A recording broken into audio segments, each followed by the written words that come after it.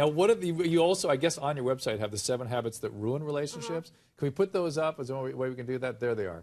The 7, number 7. I know. Okay. Why'd you put that as number 7? You know, we were building to sex, and I see. most people. You don't want to just give it all up at the beginning. No, and say, I gotta bring in the reader here. I see. I get okay, it. but most people give up sex. They skip sex. They don't make it important. In the beginning, it's all about getting nookie anytime you can, and then I'd say about 4 to 5 months in, people pull back. That people are getting bored, people pull are getting back, complacent. and they do the same routine with sex. Turn the lights out, brush your teeth, put your retainer in, whatever, and then you get to the same position every night. I know it's not sexy. Yeah, it's nice. You do the same position every night, and then you don't make it exciting. So then it becomes the dirty little chore. And most women don't like that. And I think once you and I had an argument about pornography and sex. Do you want to? I like it. You thought I was nuts. I told you that's what Spartacus is for. And basically... Spartacus is porn? Oh, my God. Have you seen that show? Rent it. One night with your wife. As usual, when I talk to a woman, I have to define my terms. When you were saying pornography, I wasn't thinking Spartacus. Well, no, I mean, forgive it's full me. frontal.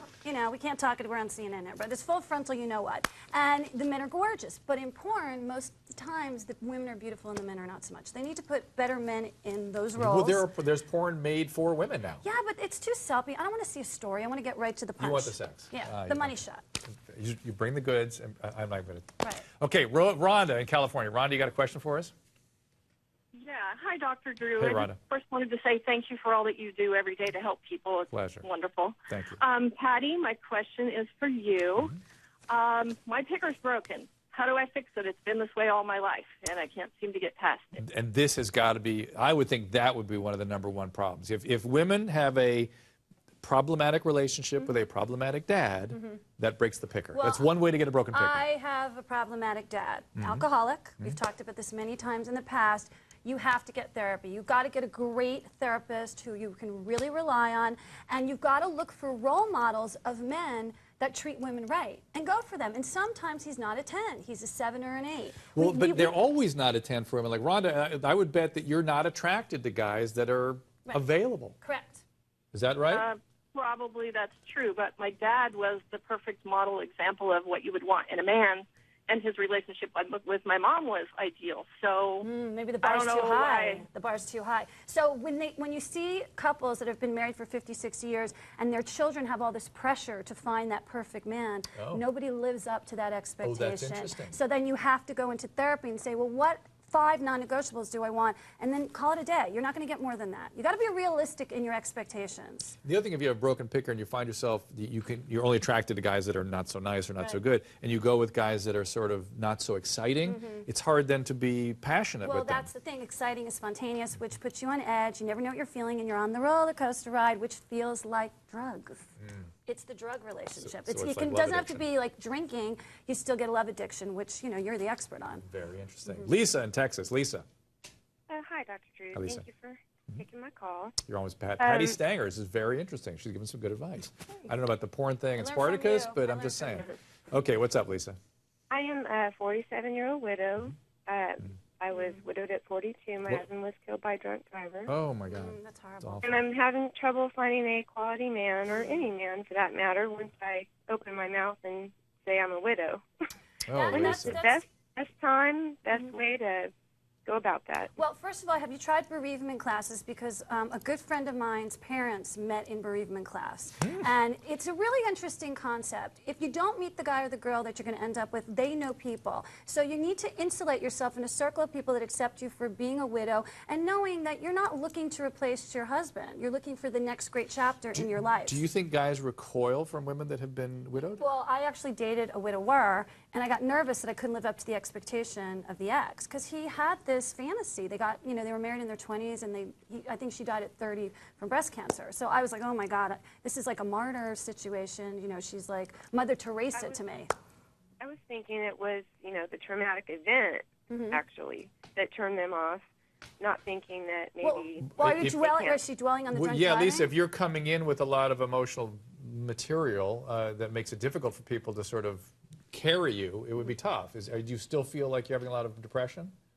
Oh, sure. Yeah, so maybe it's that they're recoiling with. Maybe, and again, the same advice applies. Really get that taken care of. Another way to do this is, and I recommend this to everybody, is exercising. Your endorphins will start to flow, the depression will start to lift, you start to feel better about yourself, and you need to become the author and the director of the next chapter of your movie, which means you need to create what do you want now.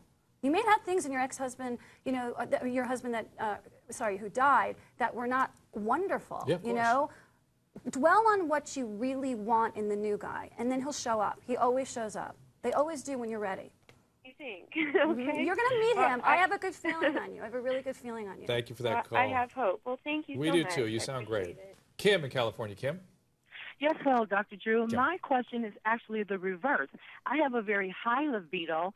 I am a very vivacious, sexy 52-year-old. I keep it interesting. I keep it adventuresome. I've been married 10 years, and my husband no longer wants to have sex. Oh. And I've been doing everything, and we've talked, and it's this and it's that, and I am now to the point where either I'm going to take a lover or get divorced. Kim, come on now. Let's give him a break. How about sending him to his doctor? We talked about sending women to a doctor to get their hormones adjusted if they're postmenopausal. Men, as they get older, their testosterone levels drop. That one call we had, we didn't get to address the details, but her husband was on testosterone replacement. That might kickstart him back to action. Yeah, but the only way to get him there, I'm going to have to put a rope around his neck and tie him to the back of the car and drag him to the doctor. Okay. Hey, listen, that's what it takes to get any man to the doctor, Kim. That's not just about the sex. That's just getting a guy to the doctor. The number one reason men show up at the doctor, their wife or their girlfriend makes an appointment for them. I never knew that. Absolutely. Guys don't go, Have right? you tried Gentlemen, seducing a bunch him? of male cameramen here. Anybody go to the doctor on the road? Have you you- do? Oh, Well, that's seems interesting. to- Have you tried seducing him at all? I do it all, hon. I mean, you're talking about stilettos and a white shirt with sitting in the garage when he opens the door with the whole basic Okay, instinct so you're view, too all of that. okay. So you're too aggressive.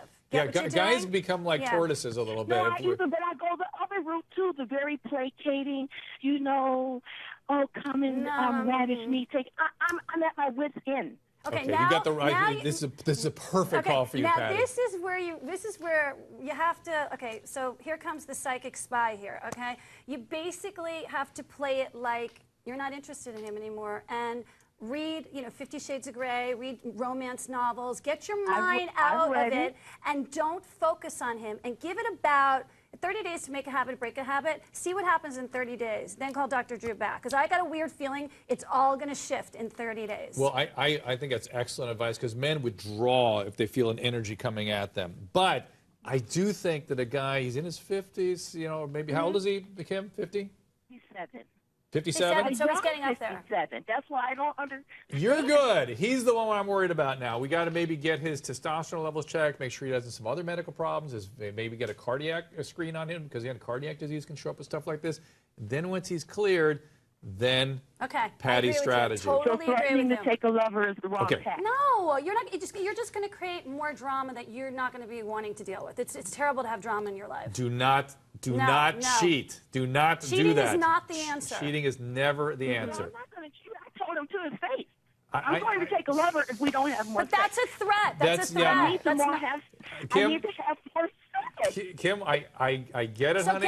get a vibrator. I can say that on CNN. Yes, you right? can say honey. that. Ladies, we are spiraling out of control. Host here, got to take control.